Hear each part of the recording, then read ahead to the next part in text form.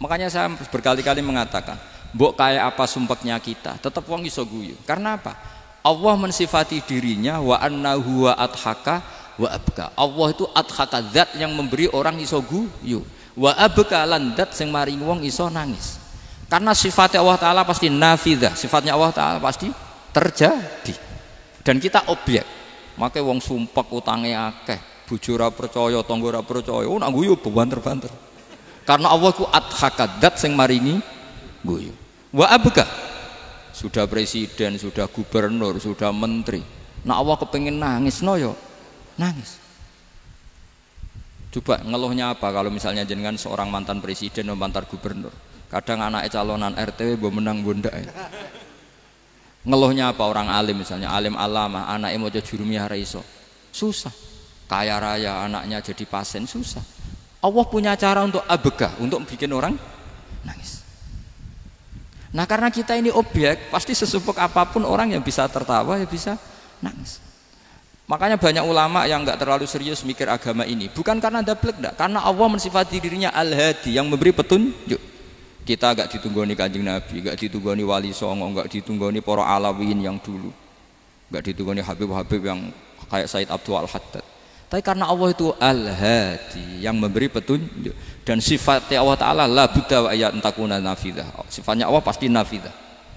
Amerika kayak apa liberalnya, sekarang trennya juga banyak yang masuk Islam. Kampung-kampung pedalaman nggak ada kiainya, cukup mudin. Kadang yang membawa agama itu orang yang ke situ mau nyari kayu. Orang di pedalaman Kalimantan, Sulawesi itu pertama itu nyari kayu, tapi bawaan hidayat, lama-lama bikin masjid.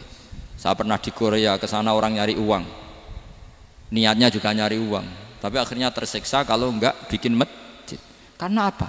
Karena Allah itu Al-Hadi, zat yang memberi petunjuk. Maka kamu tidak usah khawatir, agama ini pasti jalan ila yaumil qiyamah, karena Allah Al-Hadi. Sama mbok kamu umat mbok weden-wedeni kowe ku amalan ora mesti ditampa. Nek ora ditampa mlebu neraka. Ngono mulai ngaji ya tenang ae. Tenang, santai. Bahkan kadang bilang gini, Pak Yai tadi gak bener. Masa ngecap orang mlebu neraka? Kita yang masyarakatnya gak tahu pintunya. Pak kayaknya tahu pintunya. Karena orang itu punya cara. Loh ya betul. Orang Bedui itu kalau ngaji sama Nabi itu lebih unik timbang yang soleh, timbang yang pinter. Sehingga banyak ilmu itu ditemukan dari orang Bedui. Karena cara berpikir itu aneh. Kalau orang soleh, orang waras kan berpikirnya ada aneh, standar. Jadi orang Bedui itu aneh. Pernah suatu saat Rasulullah itu khutbah cerita kiamat. Wah dahsyatnya kiamat kayak apa? Semua orang diam nangis semua. Orang Bedui enggak, lebih cerdas. Ini Nabi itu aneh. Cerita kiamat kok udah ada tanggalnya ini gimana? Orang nangis semua karena dahsyatnya kiamat kayak gitu. Bumi dihancurkan, wus. Kan terus sudah nangis dewi-dewi. Ya ono sing nangis pabrik banyune macam-macam ya. Ini kalau kiamat gimana ini perjalanan air kemasan saya kan orang mikir mikir dewi-dewi gitu. Tapi ini enggak. Orang Bedui cara berpikir tuh enggak. Malah ya Rasulullah mata sa'ah. Engkau itu cerita kiamat tapi enggak jelas tanggalnya. Kalau cerita kiamat ya harus jelas dong kapannya. Jadi unik. Jadi cara berpikir sahabat kaget semua loh. Kaget. Karena gak kepikiran.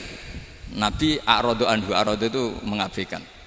Banyak sahabat yang menganalisis lam yasma kan. Nabi memang gak dengar sehingga mengabaikan. Ada yang analisis lagi sami'a wa kariha. Sebenarnya Nabi dengar cuma gak berkenan karena tengah-tengahnya khutbah kok tanya. Tapi si Arabi ini cerdas. Masuk akal kan? Misalnya mau pilihan presiden, orang mesti tanya kapan kan gitu. Ya kan? Mau ganti presiden atau ganti bupati, takarannya orang kan kapan? Kayak Mas Akom jadi wali ndak? Pertanyaannya kan kapan?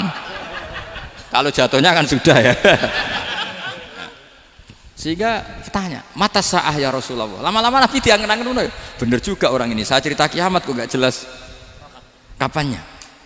Ini Nabi menjawab. Tapi karena Nabi orang-orang yang sangat pinter, tanya balik. Ma'atatalah. Lalu kalau kamu berani tanya kiamat kapan, saya tanya balik. Ya persiapan kamu apa? Jawabnya santai saja. Fawwah ma'atatulah kabira sholatin wala siyamin walakinni uhibbuka ya Rasulullah. Saya enggak menyediakan apa-apa, sholat saya biasa aja, maksudnya standar. Ya kira-kira 5 waktu pas. Ya jenis saya lah kira-kira gitu. Wala kafiru siyamin, dan saya puasa ya standar saja pas. Walakinni uhibbuka ya Rasulullah. Tetapi saya mencintai engkau ya Rasulullah. Jawabannya Nabi apa? Almar'u ma'aman ahabba. Sebagian riwayat anta ma'aman ahbabta. Jadi hadis itu populer tuh barokahnya wong desa tadi. Andai kan dia punya etika, maka sowan dulu tanya 4 mata. Itu jadi hadis ahadi. Tapi barokahnya dia selonong di depan umum. Zaman Nabi khutbah itu jadi hadis mutawatir. Jadi kadang barang baik itu barokahnya orang yang enggak baik. Maksudnya su'ul adab. Tanya gitu kan su'ul. Tapi itu barokah. Akhirnya hadis itu mutawatir karena didengar ribuan sahabat yang mendengarkan khutbahnya Rasulullah. Tapi kalau hadis itu satu-satu kan khossoni bidzalika Rasulullah, khossoni bidzalika Rasul, itu nanti jadi hadis ahadi yang kualitasnya jauh di bawah hadis mutawatir. Jadi barokahnya orang su'ul adab itu ya ada. Karena Allah yang mendesain ini. Akhirnya kata sahabat, kata Anas bin Malik, mereka itu mangkelnya bukan main sama Arabi tadi, karena tanya nggak sopan sama Rasulullah. Tapi setelah Nabi jawab almar'u ma'aman ahabba fama farihu bisyai'in farahahum bidzalika badal. Mereka tidak pernah senang dengan hadisnya Nabi sesenang riwayat almar'u ma'aman ahabba. Barokahnya Arabi Bedui. Makanya saya sebagai kiai ini Bedui saya tak pertahankan ila yaumil qiyamah. Karena umat ini pernah terbarokai oleh orang apa? Bedui. Barokai su'ul adab tadi.